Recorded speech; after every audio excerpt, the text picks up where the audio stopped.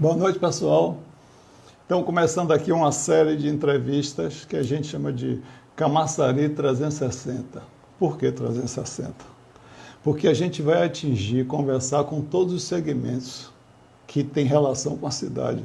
História, cultura, economia, lazer, entretenimento, todos. Vamos conversar com todos os segmentos. E nada melhor do que a gente começar, como diz, começar do começo. E a gente começa conversando pela história de Camaçari, que é uma história muito rica, é um município antigo, mais antigo do que se imagina. Então a gente vai começar com essa história. Por quê? Esse entrevistado primeiro e depois vem uma série de outros, todos vão ajudar a contar essa história. E quanto mais a gente sabe, resgata a história da gente, mais a gente enriquece o nosso conhecimento e a gente ajuda a fortalecer esse sentimento de pertencimento que a gente tem pela cidade, né? Então, o entrevistado de hoje é o professor, historiador e pesquisador Diego Kopke. Está entendendo?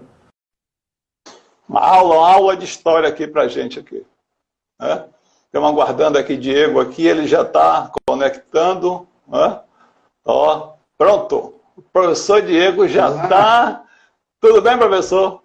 Acho que a câmera está cortando. Sua câmera está cortando aqui, ó. Veja, deu uma ajeitada aí. Mais.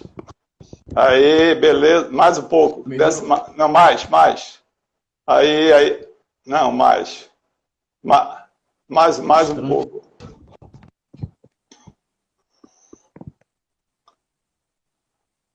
Veja aí. Agora? Ainda tá cortando. Tem que descer mais, tem que descer mais um pouco, Melhorou? Melhorou. Pode melhorar mais ainda. Auxílio luxuoso aqui de Dona Lídia. É isso aí, rapaz. Feliz de quem tem auxílio luxuoso. Eu também tenho auxílio luxuoso, viu? Além do meu auxílio luxuoso em casa, ainda tenho dos amigos que, né, é imprescindível, né? Isso é de suma importância. Pois é.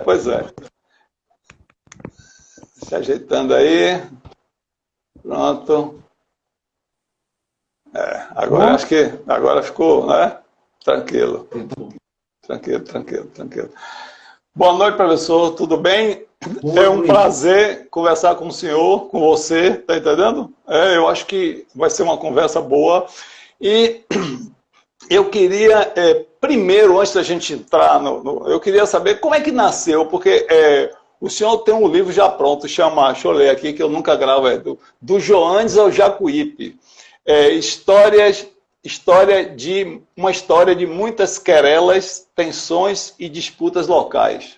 Não é isso? Isso, exatamente. Pois é. Como é que começou essa pesquisa? Como foi essa ideia de fazer produzir esse livro, que terminou virando o livro? Na verdade, tudo nasceu de uma forma despretensiosa.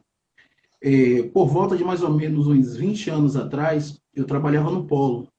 Eu era auxiliar administrativo de uma empresa que era terceirizada na época, Copene. E aí o que ocorre? Lá no Polo, laborando nessa empresa, eu sofri uma discriminação racial. E isso mexeu muito comigo. Então, criou alguns questionamentos em mim. Eu já tinha um certo questionamento com relação à etimologia da palavra do meu sobrenome. Eu achava o meu sobrenome diferente das outras pessoas, em geral, e eu já tinha, como é que se diz, essa interrogação. E aí, aliado ao fato de ter sofrido essa discriminação, eu imaginei em produzir uma pesquisa que chamasse atenção, de uma certa forma, para uma família que, na minha cabeça, fosse puramente de origem africana, até porque eu achava que o Kopke, justamente por ser negro, fosse africano. Daí iniciei uma pesquisa de cunho genealógico. Eu nem era estudante de história. Eu havia saído recente da aeronáutica, eu servi aeronáutica e estava trabalhando nessa empresa, e quando aconteceu esse fato, eu me direcionei para a pesquisa. Aí o que ocorre? As fontes às quais eu tive contato começaram, primeiro, a me direcionar para o rio Joanes e o rio Jacuípe. E sendo que a minha pesquisa inicial era totalmente voltada para essa origem genealógica. Daí eu descobri que um ancestral meu tinha um engenho de cana-de-açúcar aqui em São Sebastião do Passé, e esse engenho ficava justamente entre o rio Joanes e o rio Jacuípe. Então, me aprofundando mais nessa pesquisa, eu descobri que um irmão desse meu ancestral, ele era comerciante de algodão, ele exportava algodão para a Europa, ele era proprietário da segunda prensa de algodão da Bahia, cujas ruínas ficam no Trapiche e Barnabé, na Cidade Baixa, no comércio. E aí o que ocorre? Nesse período, Vila de Abrantes era uma das maiores produtoras de algodão. Então, a pesquisa, que inicialmente era de cunho genealógico, me tangenciou, digamos, sem querer, para Vila de Abrantes. Até que um dia eu encontrei um jornal à tarde que datava de 12 de setembro de 1978, e a manchete desse jornal era: Camaçari começa a receber suas primeiras levas de imigrantes. Aí aquilo despertou um interesse maior em mim, porque me levou justamente para a gênese da implantação do polo petroquímico. Só que a gente só ouvia falar de Camaçari de uma forma assim pujante a partir do polo petroquímico. Mas e a Camaçari que existia antes do polo? Como se deu o processo, digamos assim, migratório anterior a esse? O que fez com que essa cidade se tornasse essa pujança que hoje é? Então, todos esses questionamentos começaram a efervescer em minha cabeça, e eu fui tocando em duas pesquisas em paralelo. Uma pesquisa de cunho genealógico e a outra mais de cunho voltado para a cidade. Olha, que quem tinha pretensão apenas de fazer uma pesquisa genealógica e para, assim, elevar a autoestima de uma, digamos, de uma família de origem africana, no meio da pesquisa eu descubro que esse, digamos, esse ancestral mítico africano que eu procurava, eu não encontrei, porque justamente o Copque, do qual eu descendo, ele é de origem alemã. Eu sou a 10ª geração do fundador de uma companhia em Portugal, que é a Casa Copque, que é uma das mais antigas no mundo, companhia produtora e exportadora de vinho do Porto. Já concluída a pesquisa genealógica, eu me apaixonei pelas descobertas relacionadas a Camaçari, e mais à frente eu descobri que esses meus ancestrais comercializavam o algodão que era produzido aqui no século XIX. E, além disso, um tio bisavô do meu pai havia trabalhado na Câmara, foi escrevente da Câmara de Abrantes e trabalhou em todo o processo da eleição de 1910. Então, tudo isso foi me aproximando mais com relação à história da cidade e até mesmo me distanciando da pesquisa original, que era a pesquisa genealógica. Com a experiência da pesquisa genealógica, eu consegui até mesmo trabalhar com outras famílias antigas da cidade. Eu fiz a minha genealogia e não fiquei restrito a esse trabalho de genealogia, trabalhei com outras famílias, consegui juntar uma massa documental enorme. Eu tenho 3 armários que são os arquivos da documentação que eu consegui ao longo desses 20 anos de pesquisa. Só que lá atrás, quando eu tinha 5, 6, 7, acho que no máximo 8 anos de pesquisa, eu tive a necessidade de saber lidar com as fontes, de interpretar aquelas fontes, aquela massa documental a qual eu tinha conseguido juntar. Então, agora me nasce um novo questionamento. Eu preciso trabalhar com esse material, mas eu preciso trabalhar de forma profissional.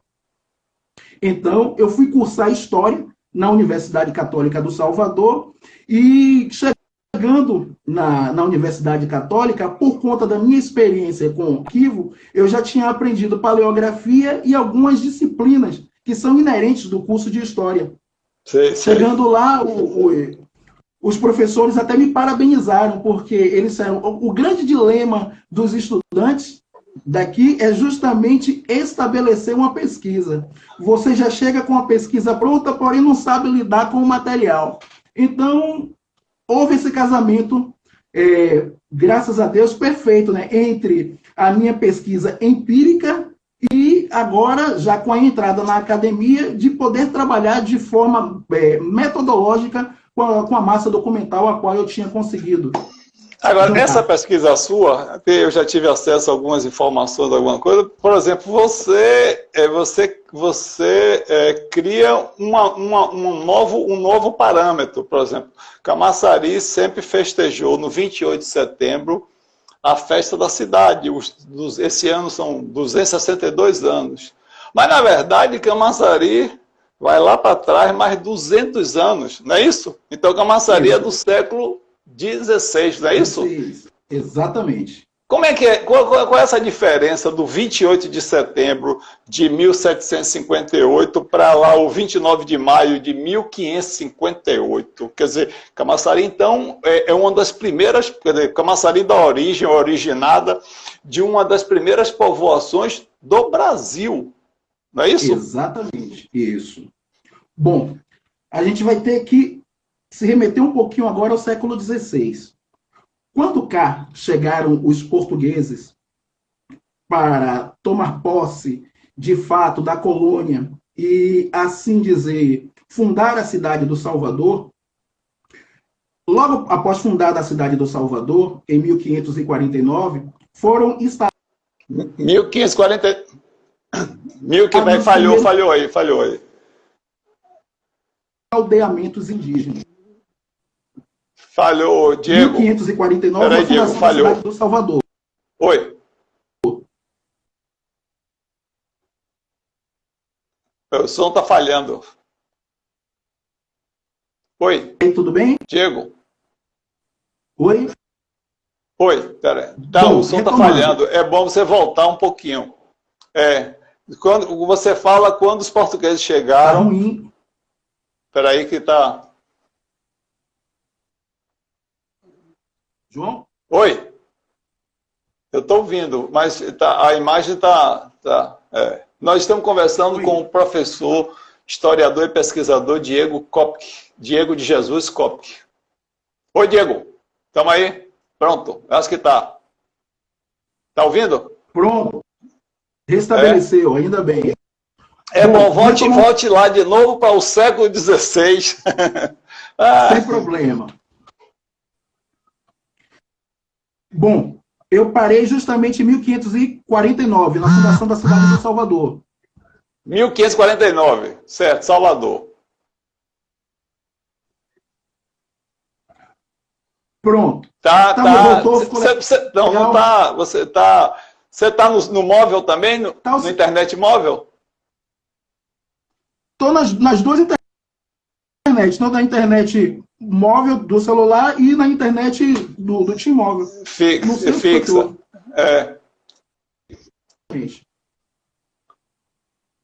Sei que interferência foi essa aí, não. Vamos prosseguir. Vamos seguir. Então, 1549, a fundação da cidade do Salvador. A partir da fundação da cidade do Salvador, que foi fundada na perspectiva de ser uma cidade-fortaleza, os colonizadores, os portugueses, passaram a fundar aldeamentos indígenas.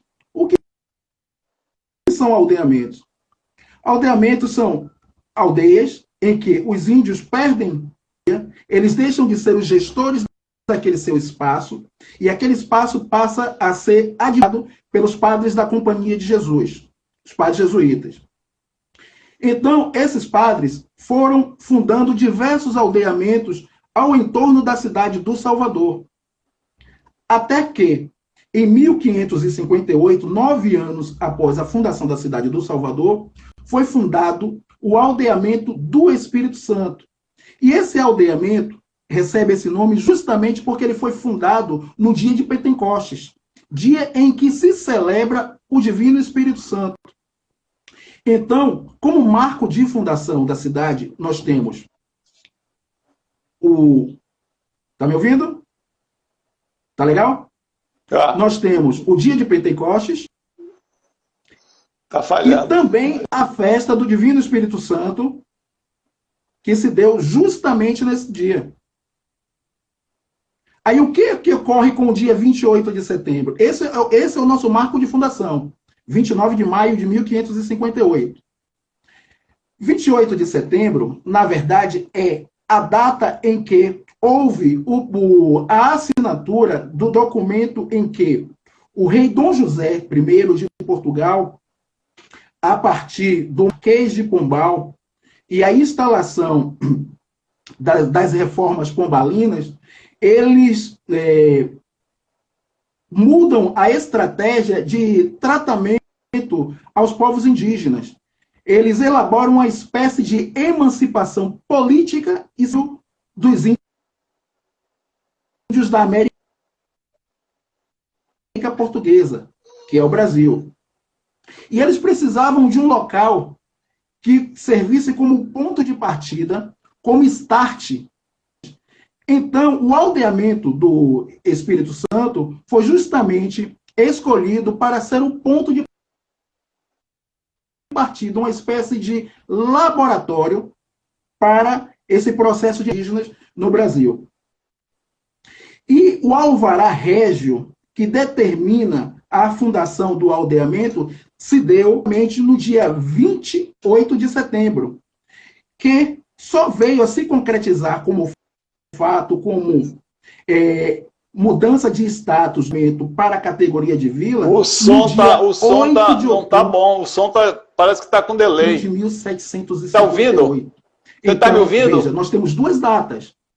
A primeira data, a 9 de maio de 1558, que é a data de fundação do aldeamento do Espírito Santo, e a segunda data, que é a data do dia 28 de setembro, foi assinado o alvará régio, que deu a, digamos assim, entre aspas, a emancipação política e civil dos povos indígenas, porque até então os índios não podiam votar e ser votados, ou seja, todos os direitos civis, como qualquer outro cidadão português, a partir daquele momento os povos indígenas, a partir justamente do aldeamento do Espírito Santo, que desde então serviu para outros 12 aldeamentos, totalizando 13. Ok? Tá, o som está com delay. Você está falando e está... Não é o fone, não? Se você botar o fone, será que não ajuda? Eu vou colocar o fone para ver se melhora. Põe aí para ver, que eu estou achando que está tendo um... E você está com duas internets, né?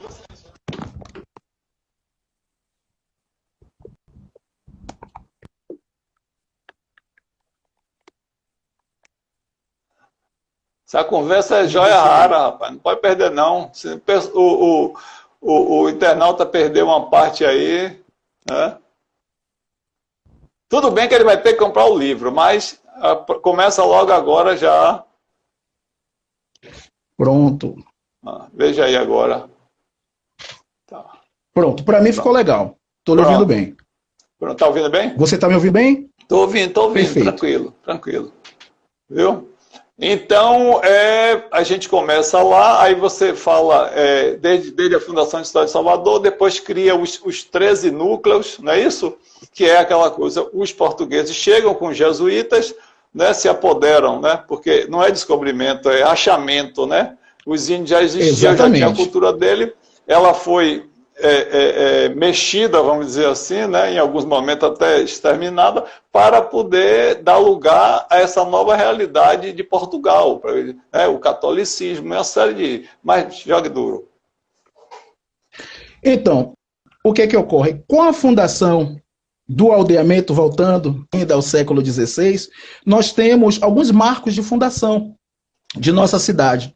Um dos marcos de fundação é a própria data, que ocorreu no dia da festa de Pentecostes.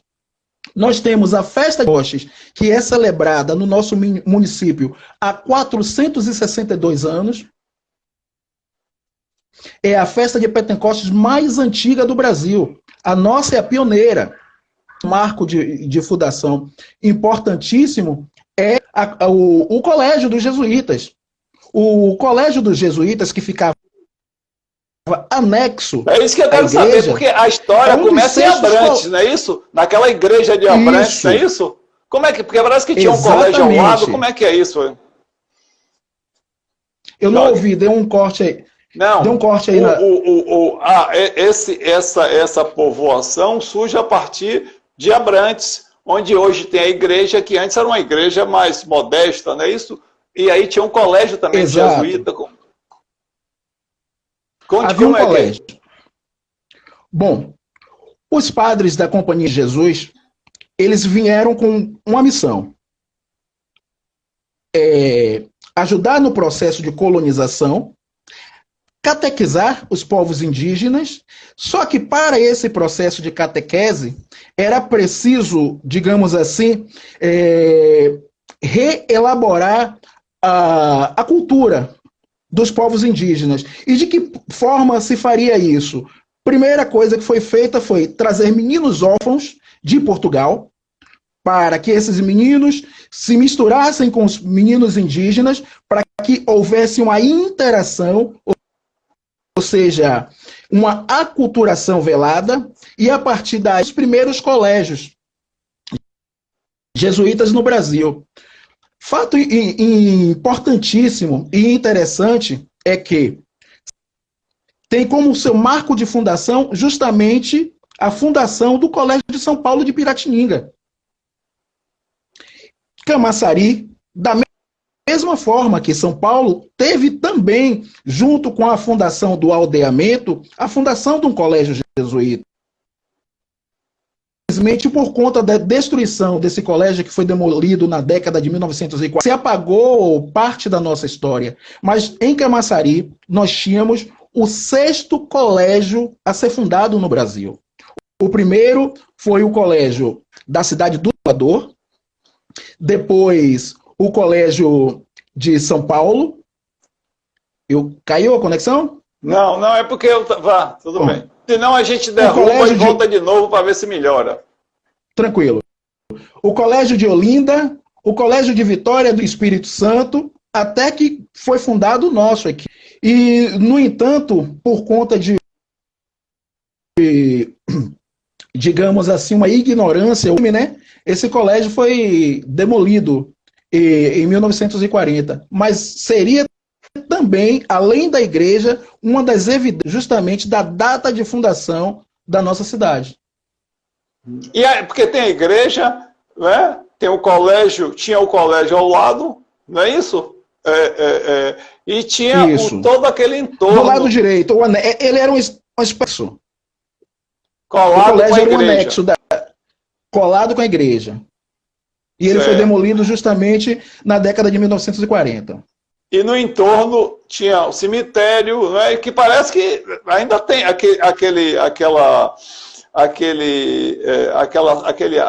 o cemitério está ali. Não é isso, então? Quer dizer, aquilo ali é uma área, na verdade, que precisa ser preservada. É um sítio arqueológico.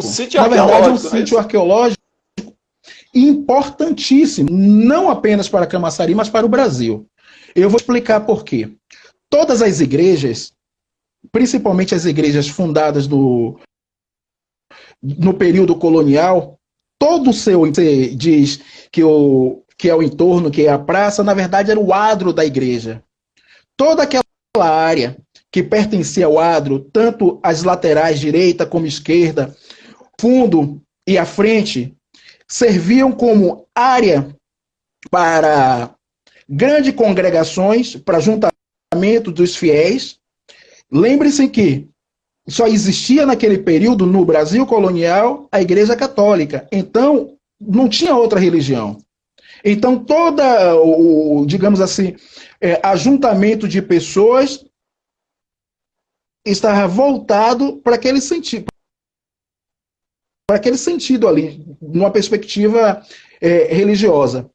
E aí o que ocorre? A igreja, nas laterais e também na parte da praça, existiu por 200 anos um cemitério indígena. Desde a fundação do aldeamento em 1558... Peraí, vamos ver se a gente... Peraí.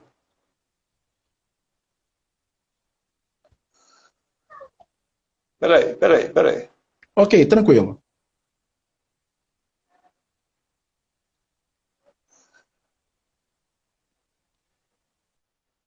Que pena que a internet está ruim. Normalmente não dá problema.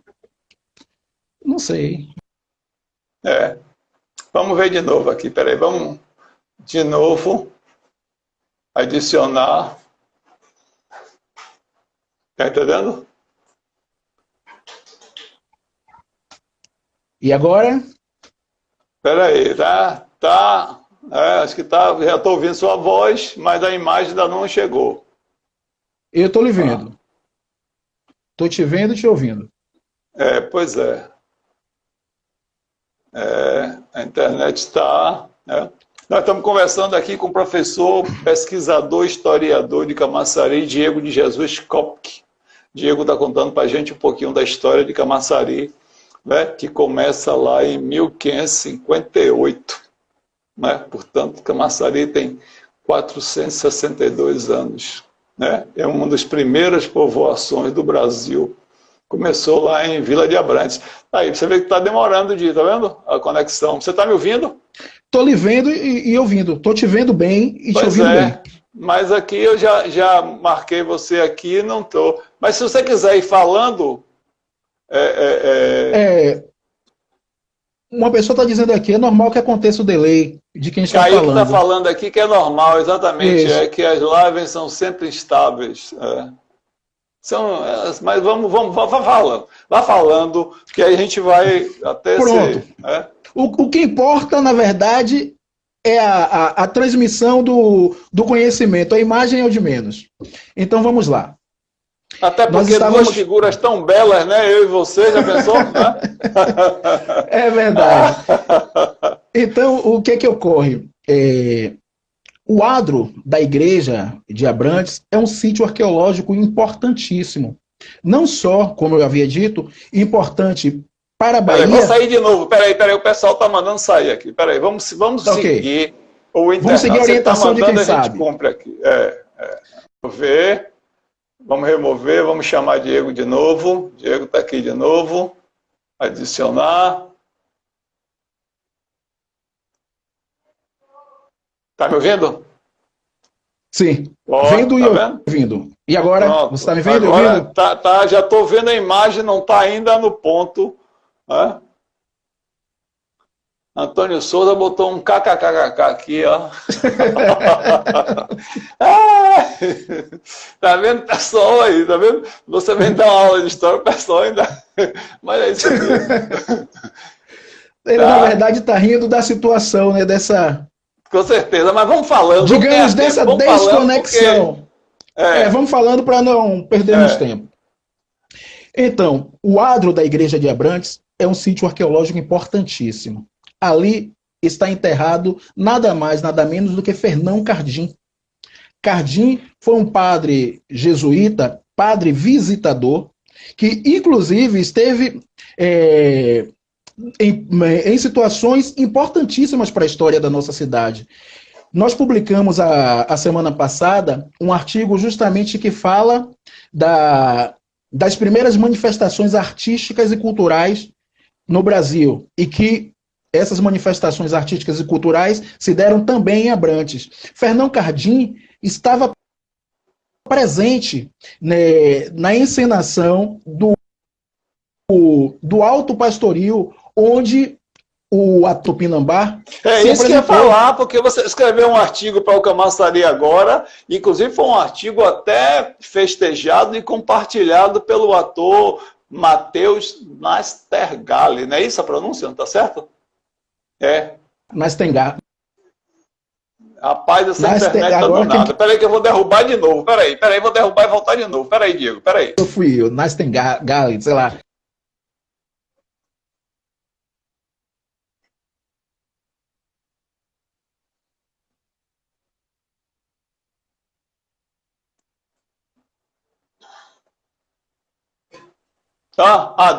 Agora melhorou. O Adelmo já botou aqui, esse Adelmo é terrível, botou aqui. A tecnologia não gosta de história. Não é só a tecnologia não, viu, Adelmo? Não é só a tecnologia não, viu? Vamos que vamos. Então, o Fernão Cardim, ele esteve presente nas primeiras manifestações artísticas e culturais no Brasil, que se deu justamente também no aldeamento do Espírito Santo. Além disso, ele estava presente nas batalhas da invasão holandesa. E quando ele morreu em 1625, estávamos no ápice das batalhas contra os holandeses, importantíssima, não só para a história de Abrantes, mas para a história do Brasil, e até mesmo para a história dos padres jesuítas. E essa figura importantíssima da nossa história está sepultada em Abrantes. Morreu e foi sepultado em Abrantes. Aproveitando até o momento que você falou que versa justamente sobre as manifestações artísticas e culturais, é só a primeira parte. Eu vou estar mandando para você essa semana ainda a segunda parte desse artigo, ótimo, que trata maravilha. Justamente trata da biografia dos padres fundadores de Camaçari, em especial dos padres. Principalmente o Antônio Rodrigues. O padre Antônio Rodrigues, antes de se tornar padre, ele serviu no Rio da Prata, ele participou da fundação, nada mais, nada menos do que Assunção no Paraguai, e Buenos Aires, na Argentina. Pois ele sai do exército, se apresenta, resolve se tornar padre. E em São Vicente, ele participa mas veja bem, da fundação. Sim, mas, ô Diego, nada mais, nada menos da cidade de São Paulo. Certo. Tá me ouvindo? Tá me ouvindo? Oi? Alô? Tá me ouvindo? Tá me ouvindo? É porque não tá com um agora delay, sim. acho que tá com problema Agora de câmera e tudo, então a imagem tá indo e vindo, não tá... Sim, essa história do índio, não é, que vira ator, como é que é isso? É um dos primeiros, é o primeiro ator índio da história do Brasil, é um dos primeiros atores, ruim, como é que é isso? Bem ruim. Eu dei mais uma vez que a Camaçari fazendo história. Com relação ao Ambrósio Pires? Sim, O Ambrósio Pires, ele é Curumim. Ele nasceu por volta de 1550 e os padres da Companhia de Jesus já haviam iniciado o processo de fundação dos aldeamentos indígenas. Até que quando foi que hoje nós conhecemos como bairro do Rio Vermelho, esse índiozinho se apresenta e resolve seguir os velha Índia Tupinambá. E ela com uma certa resistência para deixar o menino ir. Mas aí o padre conversa com ela, o João Gonçalves, e termina conseguindo fazer um acordo com ela e ele leva essa criança ao colégio do Terreiro de Jesus. Tá com delay. Ele foi embora, um índio, ele passou por todo o processo educacional sobre a tutela dos padres da companhia. Foi educado pelos padres, aprendeu teatro, aprendeu música, aprendeu a tocar flauta com os padres da Companhia de Jesus. E a partir Agora, daí, Diego, me diga uma já coisa. na adolescência, ele passou a fazer apresentações teatrais justamente nos aldeamentos.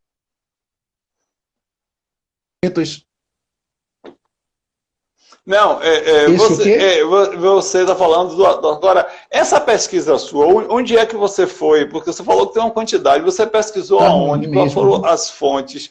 Porque é uma coisa assim inédita, né? As pessoas não tinham nem ideia dessa coisa da história de Camaçari. Sabia lá da igreja de Abrantes, que era uma igrejinha antiga, tá? Essa coisa toda, então não tem noção. Quer dizer, Quais são suas fontes? Onde é que você Bom, pesquisou? Para, foram inclusive, as pessoas diversas entenderem a fontes. profundidade e a importância desse. Foram diversas fontes. Fontes do Arquivo Histórico Ultramarino, de Lisboa, fontes do Arquivo Público da cidade do Salvador, fontes do Também Arquivo Público outro, que não é Municipal, brincadeira, né? isso, É ali do Arquivo Municipal da é cidade do ali Salvador, no Baixa Leões, de né? Quintas, É Baixa de Quinta, né? na Baixa de Quintas, isso, na Quintas. Fontes da Biblioteca Nacional, Arquivo Nacional, Arquivo Distrital do Porto, Arquivo Distrital de Guimarães, Distrital de Lisboa. Fiz contato também com o cônsul de Portugal, o cônsul da Alemanha, assim, mas não faltou. E, além das fontes documentais, vasta bibliografia. Aí nós temos inúmeras obras, temos as de Serafim Leite, que foi um grande estudioso dos aldeamentos indígenas. Inclusive, a minha fonte de referência com relação a Ambrósio Pires se deu muito mais Serafim Leite, que, a ser um historiador, ele era padre e jesuíta. E, justamente por ser jesuíta, ele se propôs a estudar e nos deixar um legado maravilhoso, que Agora, foi monumental, de Diego, 6 volumes, voltada justamente para o processo de fundações de aldeamentos indígenas no Brasil. Diego, será que se a gente mudar de celular, fale com ele, se pode mudar o celular para ver se a conexão melhora, se o aparelho, porque eu estou achando que a gente está indo e vindo e a gente está perdendo, está conseguindo ouvir, mas está. Você acha que é possível? Infelizmente está ruim mesmo. Hein? Eu tiro Reiniciar? aqui você, rapidinho. Você põe outro celular, pode ser o de Lídia, e aí ela conectou, eu entro para ver se a gente. Né? Porque também tem internet. Diga. Pode ser? Então, peraí, vamos aqui. Vamos ver, pessoal. Quer dizer, uma preciosidade dessa, a internet vai e não gosta. Será que a internet não gosta de história? Deixa eu ver aqui. Vamos ver aqui se já está.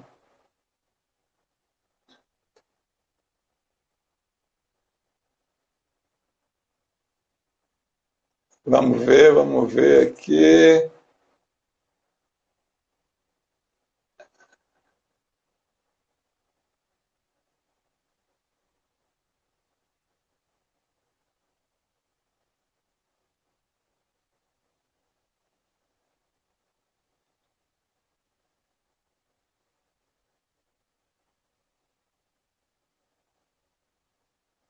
Vamos ver, peraí, pessoal, desculpe, mas. Tá entendendo? Diego, cadê o. É Lídia, né?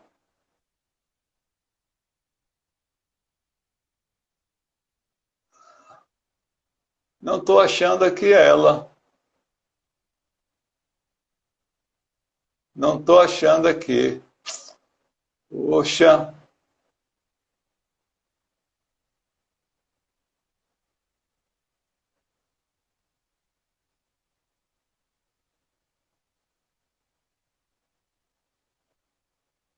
Diego,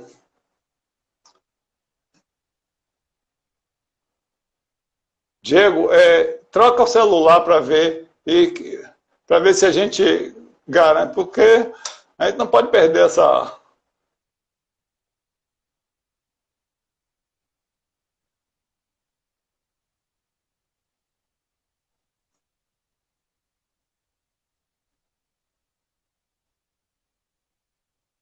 Porque o celular, né?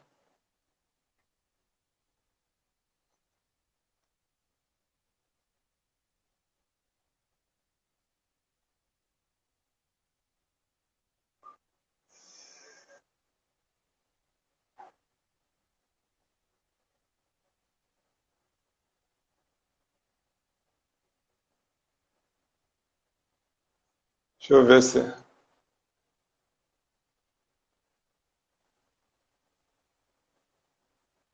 Tá me vendo? Tô. Uh! Jogue duro. Espero que agora dê certo. Vai dar certo. Com fé em Deus.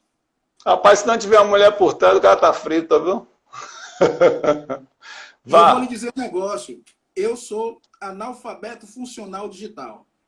É, né? Mas ninguém sabe tudo, não. Quem acha que sabe tudo, esses são os piores, tá entendendo? Esses são os que não sabem nada. Não sabe nada, exatamente. Sim, a gente tava falando, é tanto assunto, é tanta coisa que eu já até me perdi. A gente tava falando falou do índio, não é isso? Aí depois, Isso. sim,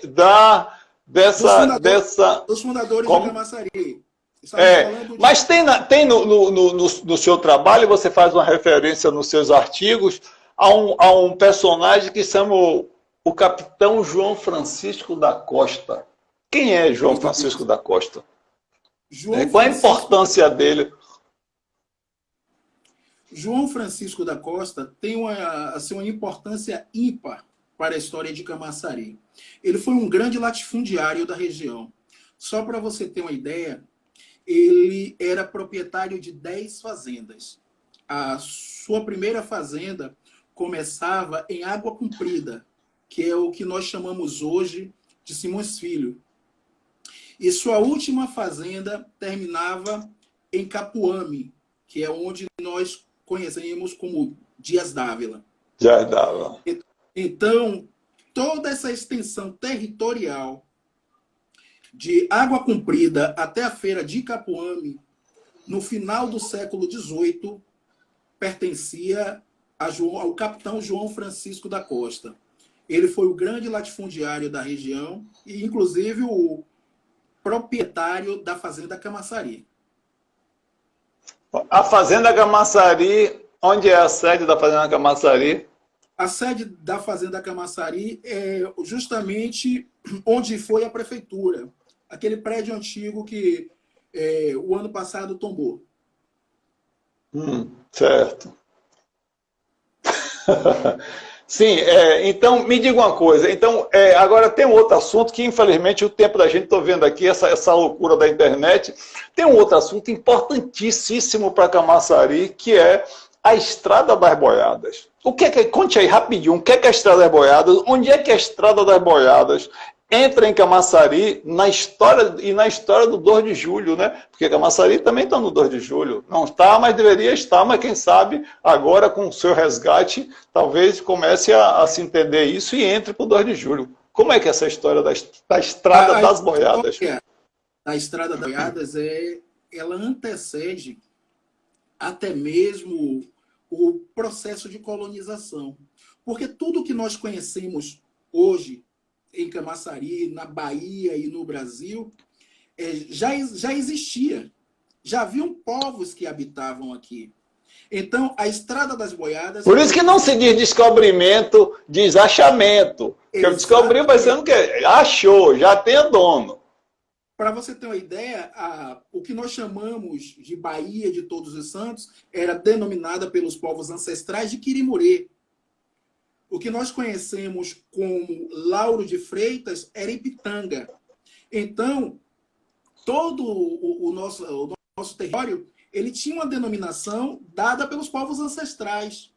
Então, o que nós conhecemos também como Estrada das Boiadas é uma nomenclatura dada pelo colonizador. E como se deu esse processo? Se deu da seguinte forma. Logo após a fundação da cidade do Salvador, se foi necessário ter início ao processo de, digamos assim, de cria de gado. Então, todo o gado que era criado no sertão, por Garcia Dávila, que foi um dos maiores latifundiários da América Latina, ele fundou a Feira do Capuame, isso no século XVII. A Feira do Capuame foi a maior feira de gado da América Portuguesa. O que se entende como América Portuguesa é o Brasil. Exatamente. E aí o que ocorre? Todo gado que era criado no sertão do Brasil descia para a Feira de Capuame para ser comercializado. E o que era comercializado com destino para o abate na nossa região, ele descia para a cidade do Salvador. E era abatido justamente ali no Barbalho.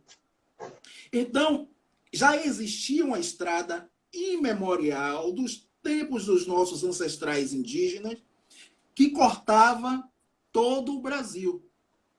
Então, por conta do trânsito, ou seja, do tráfego dessa boiada subindo e descendo o sertão para Salvador, essa estrada passou a ser denominada de Estrada das Boiadas. Porque era uma rota dos tropeiros, uma rota daqueles que conduziam os gados. E essa Estrada das Boiadas, ela começa lá no comércio e se estende para diversas partes do Brasil. E nós temos, em Camaçari, remanescentes de duas estradas. Uma é a Estrada Real e a outra é a Estrada Real das Boiadas, que são as duas estradas mais antigas do Brasil. E pela Estrada Real das Boiadas, ela já tem a sua importância histórica só pelo fato de ser uma estrada de tempos imemoriais. Além disso, ela foi rota de comércio por todo o período colonial, por todo o período da história do nosso país. E, além disso, também foi via de acesso para as tropas baianas na consolidação da independência do Brasil na Bahia. Por quê? Capuame, que o que nós conhecemos hoje como Dias Dávila, por ser a feira de gado, ela servia como a base de sustentação para as tropas baianas. Lá, o gado que era criado em Capuame servia para abastecer os nossos soldados, matar a sua fome. Então, e tem um detalhe importantíssimo nisso, que quando de fato começa as lutas da independência, o primeiro palco de guerra se deu justamente no Forte de São Pedro, quando saíram do Forte de São Pedro, desceram para Itapuã, houve uma invasão de um comércio de um português em Itapuã, e isso a tropa baiana, que era complexa de soldados de milícias, a população negra livre, índios e caboclos. E o que ocorre? Houve um saque em um entreposto comercial em Itapuã. Saindo de Itapuã, esse contingente, digamos assim, de soldados e milicianos, eles se estabeleceram em Vila de Abrantes. Eles receberam guarida do proprietário do engenho Japara. Só que o proprietário do engenho lhes deu mantimento, forneceu espaço para que eles se alojassem, e mesmo assim eles passaram a tentar saquear o engenho dessa figura. E aí o que ocorre? Ele terminou chamando o comandante daquele grupamento militar e pediu que ele retirasse aquele pessoal dali, porque eles já estavam criando problemas na sua propriedade. Saindo, eles foram para Vila de Abrantes, fundaram um núcleo em Vila de Abrantes, uma pequena tropa em Abrantes, e desceram para Monte Gordo e para Arembepe. Em Arembepe e Monte Gordo, essa tropa promoveu inúmeros saques, inúmeros quebra-quebra, que foi preciso que o comandante da Torre de Garcia Dávila mandasse ordem para o tenente que estava responsável pelo grupamento militar, pedisse que aquela tropa se retirasse dos arredores de Abrantes e voltassem para Itapuã e aguardassem ordens de lá. Então, o primeiro ponto, digamos assim, nervoso, de conflito e... Dos primeiros, não é isso? Isso. relacionados às lutas da independência se deu no nosso território, se deu em Abrantes. Agora o pessoal está perguntando aí, Antônio, que eu estava aqui também com a bala na agulha para lhe provocar, mas nós estamos fora do fogo simbólico, não é? A gente não passa por... É meramente uma questão política que a qualquer momento, se comprovando, pode ser corrigida. Certo.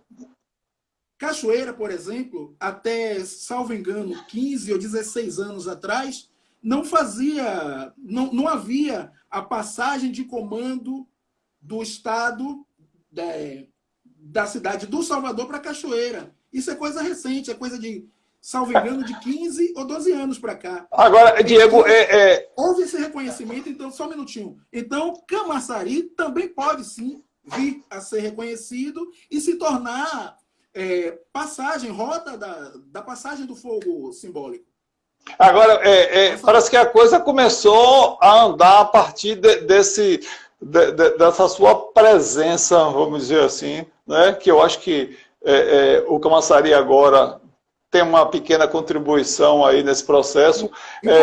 Por exemplo, já tem lei, não é isso? Já tem uma lei da vereadora Fafá de Senhorinho que obriga o ensino da história local, não é isso? Parece que começa para o ano, esse ano, não é isso? Esse ano.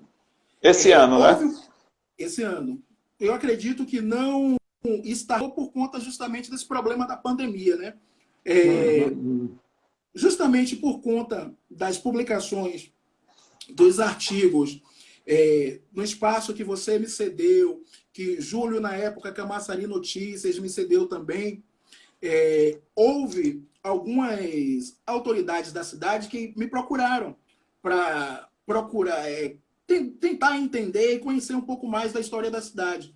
E uma dessas pessoas foi a vereadora Fafá de Senhorinho, que, por sinal, sou muito grato a ela, porque nós não nos conhecíamos, não tínhamos contato algum.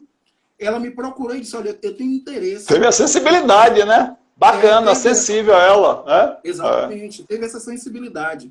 Ela me procurou e disse, olha, eu não sei nada de história, mas as coisas que você tem escrito sobre a história da cidade, isso me interessa. Eu tenho um amor muito grande por Camaçari e principalmente por Abrantes. Ela ainda enfatizou, principalmente por Abrantes. Então, me ajude a fazer alguma coisa que eu possa, digamos assim, colocar as pessoas para aprender a história da cidade. Aí eu disse, olha, vereadora, existem inúmeros municípios que estão começando a aplicar a obrigatoriedade do ensino da história local. Eu posso trazer algumas leis, alguns projetos de lei, a senhora lê e depois a gente conversa a respeito, discute, se a senhora tiver alguma dúvida, nós tiramos a dúvida e tal, e nós fizemos, salvo engano, 2 ou 3 reuniões. E na última reunião ela estava convicta de que Camaçari necessitava da implementação do ensino da história local. E graças a Deus ela fez o projeto de lei que se tornou lei e que acredito que só não iniciou esse ano por conta justamente da pandemia. Esse momento ímpar de nossa história que estamos vivendo. Mas além disso, houve mais 2 projetos de lei. O segundo projeto de lei dela, que ainda não virou lei, é o do tombamento e reconhecimento como patrimônio material e imaterial da festa do Divino Espírito Santo de Abrantes, que é a mais antiga do Brasil. Esse é um projeto de lei dela que está tramitando. E o segundo é do Dia Cívico de Abrantes, que é justamente na data de fundação do aldeamento do Espírito Santo, que ela fez um projeto de lei que faz com que esse dia seja reconhecido e se torne dia, digamos assim, um festival cívico de Abrantes. Interessante. Agora, Diego, deixa eu ler de novo, porque o nome eu não consigo gravar. Do Joanes ao Jacuípe, história de muitas querelas, tensões e disputas locais. Isso. O livro está pronto, o texto está pronto. Não é? Isso. E o livro, tem ideia do projeto? Quando é que vai sair o livro? Como é que está essa coisa do apoio? Como é que está isso? Porque esse material é de uma preciosidade, de uma importância assim ímpar, né? Nós estamos dialogando com a Secretaria de Cultura do município e também, através da Secretaria, com o Conselho Municipal de Cultura. Eu acredito que, em breve, nós teremos boas novidades nesse sentido para o nosso município. Mas você acha que esse livro, você acha que dá para sair, já existe algum aceno de que ele saia esse ano ainda? Como é que é isso? A perspectiva é que ele saia esse ano ainda. A nossa, digamos assim, o nosso diálogo, a nossa conversa está na perspectiva de que esse seja um dos presentes do aniversário de emancipação da cidade, no dia 28 de setembro. Estamos Então vai ter que correr, né? Porque nós estamos em julho, né? Julho, exatamente. Agosto, setembro, praticamente, hoje é dia 6, né? 6. Então, 6 de agosto, 6 de setembro, 2 meses e uma semana, mais ou menos, para poder então vai ter que ser uma coisa interessante isso.